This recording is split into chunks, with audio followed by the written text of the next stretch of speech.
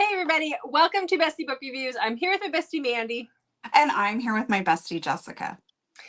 So today is another one of our Convincing My Bestie videos. So today it's Mandy's turn to convince me to read something.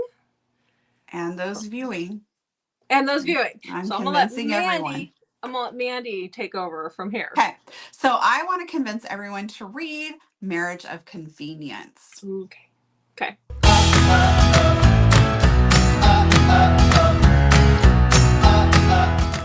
I can get on board with that. That's not scary. Yes. Yeah. All right. So this is a difference.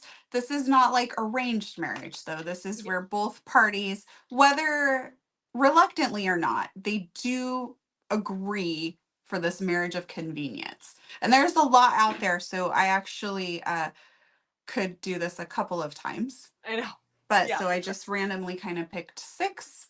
Okay. So are you ready? No, because you have to tell them what to do before we start. That's true. Hit that subscribe button because we give away free books on our channel. Some of our favorites will be coming up and other fun things. So make sure you follow along and always hit that subscribe button. And let us know in the comments. Do you like Marriage of Convenience? What books would you have added to this? Any particular ones? Did I convince you to read any of them? And what would you like me to convince Jessica to read next time? Yeah, if you guys have suggestions for that, I know we ask all the time, but that's because we start to run out of ideas after a while. I can only torment Mandy with so many alien and monster videos before I'm like, oh, I don't have any more left. So if you have ideas, we will happily take those in the comments. Yes. So, okay. All but right, Mandy doesn't want love triangle, just FYI.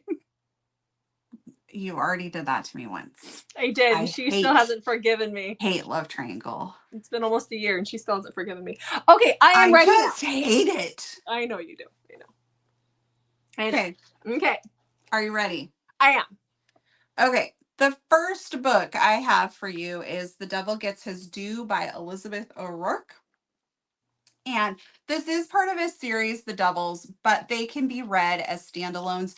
The characters are very, very loosely interconnected. So I kind of read it all out of order and I didn't feel like I missed out on anything. So this is number 4. It's probably actually my favorite in the Devils series, but they're all really good. So we have Keely. She is our heroine. She believes she's going to die young. She has her reasons. And so she is just kind of a very flighty, live by the seat of your pants type person. And we have her hero, Graham. And Graham is basically the polar opposite of that. He's extremely serious. And somebody like Keely drives him absolutely insane. They have quite a bit of banter going back and forth between the two of them. And one night they get drunk and get married in Vegas. Of course. Yeah. But Keely finds out she is pregnant. Oh. Dun, dun, dun. So Graham wants them to stay married and he wants to stay a part of the baby's life. So he kind of forces himself into Keely's life, but she literally drives him insane with how flighty she is, and it makes him very concerned for the baby. So he inserts himself into her life. Oh my God, so incredibly good. So the Marriage of Convenience starts out as an oops, we did not mean to get married, but now we're having a kid. Okay. All right. What's next? Next for you, I have Flame by Adriana Locke. Now, again, this is part of the Carmichael family series. It's a great reading experience to read it in order, but they can be read as standalones as well. So here we have Fox. Fox has been our mysterious brother throughout the whole series. Nobody really knows what he does for a living, and we find out more about him in this one. So we have Bianca. Bianca's family has basically imploded, and she finds herself with Fox, who is going to protect her from all of the stuff that's going on. And it's pretty serious. It's not like protect her from her feelings getting hurt. Like, it's pretty serious stuff. So they end up having a fake marriage so maybe this is more fake marriage than Marriage of Convenience, but they end up actually getting married. Oh no. We'll just go with this. confusing myself. It's all It's good. been It's all like a good. little while Okay. since I read it. Okay. And so he is trying to protect her from stuff that's going on. Okay. Okay. Okay, so next up we have Notorious Vow by Joanna Shoup. So this is historical romance. It's part of the 400 series, but these can easily be read as standalones. We have Christina and Oliver. And Christina's parents are trying to marry her off for money, and they're just not nice. Like, this is obviously this is part of the time, but they're also very greedy.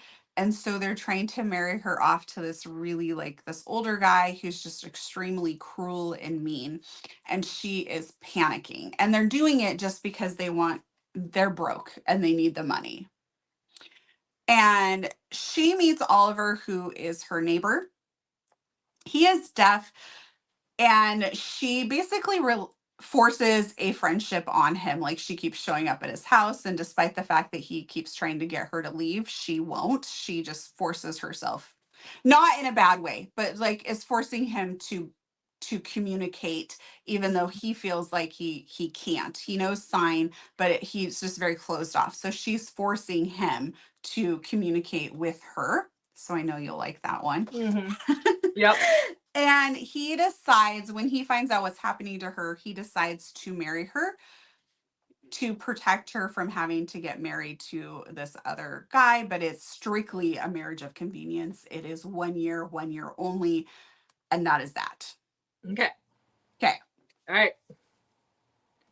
All right. Next, I got a lot of reading journals going on here because some I of these are know. from a while ago before we got ours. Yep. Okay. Next, I have Roomies by Christina Lauren. Wait, And this it's is what? Roommates? Roomies. Roomies. Yes. Like short for roommates. Yes, but it's called Roomies. Okay, I want to make sure I was hearing you correctly when you said that. Okay. Because I thought you said Remy at first. I'm like, what? Roomies. Got it. Okay. Roomies. And right now Thank people you. should be able to look at the graphic right up here and So I see that can't. it is Roomies. Okay, and that's by who? Man, I Sorry. guess it's that time where you need to get your hearing checked. It really is. Okay, so we have Holland and Calvin. Calvin is a street musician, and Holland is like obsessed with him.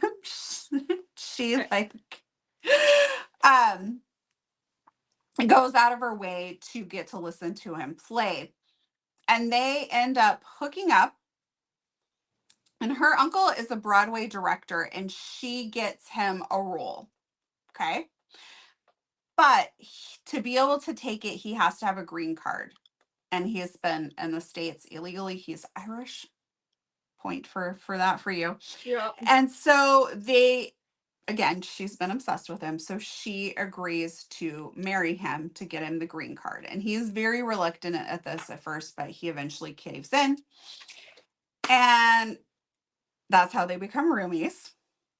And they start to have feelings for each other, but Holland really struggles to know like if his feelings for her are real or if it's just all part of this marriage of convenience. Okay.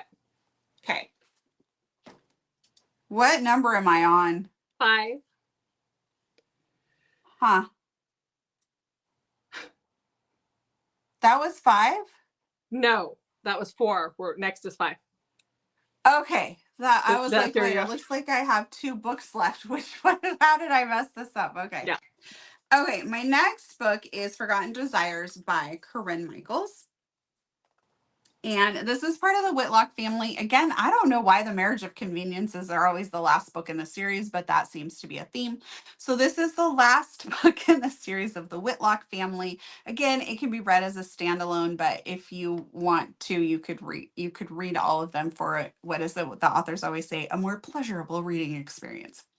So here we have Second Chance, Brinley and Carson. Now, this was the only part of the story that really was hard for me. Brinley fell in love with Carson 10 years ago when they were on a vacation. Okay. And she's not quite gotten over him. hasn't seen or spoken to him since this vacation. So that was a little bit of a stretch because it was 10 years ago, but he left a lasting impression.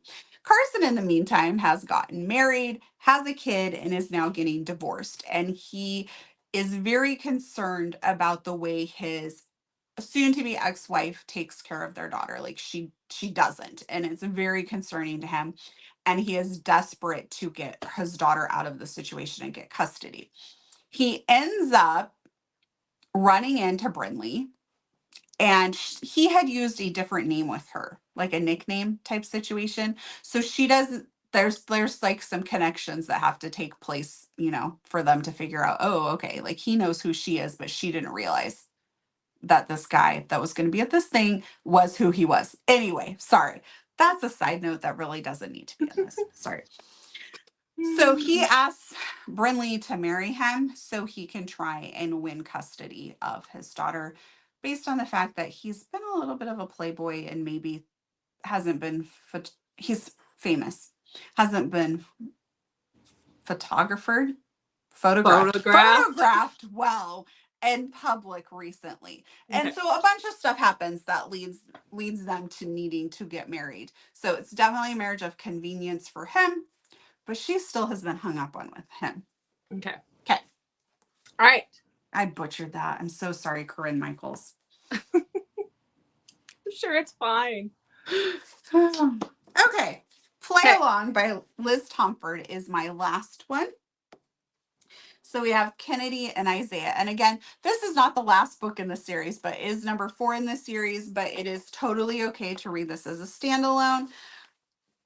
There's some references to other people, but if you haven't read them, you will be totally fine just reading this. So we have Kennedy. Kennedy works as a sports therapist for the professional baseball team that Isaiah plays on. And he has been like smitten with her for a long time. The only problem is that she was engaged. Her engagement got called off, and he has just been biding his time to get her to come around. Like, he flirts with her. She's just not super interested. She is just trying to bide her time and get out of here and go work at a different team where her dream job is, because the head doctor here won't allow her to do hardly anything, and he treats her really badly because she's a woman. And so she's just needs to, keep her nose clean and get out of here. Well, her family is kind of awful, and some things happen that lead her to getting a little drunk in Vegas. And Isaiah happens to also be in Vegas, and they end up getting married drunkenly. Okay. But the problem is she can't have this scandal, like, because she has to get this other job. And so Isaiah just puts it out there that they are in love, and that's why they got married. So they're staying married so she can get the job that she wants. But he is really in love with her. Okay. So good. Incredible. All right. Okay. Those are your 6 marriage of conveniences to choose from. Okay. Okay. You kind of made this one a little harder. You made this one a little harder than normal.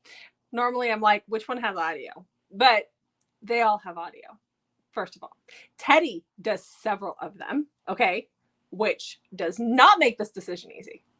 Oh, I was concerned this decision wasn't easy because you didn't want to read any of them. No. I'm trying to decide between The Devil Gets His Due and A Notorious Vow. Like, I think I've read one Joanna Shoot before, and I really enjoyed it. You got me with like the deaf hero.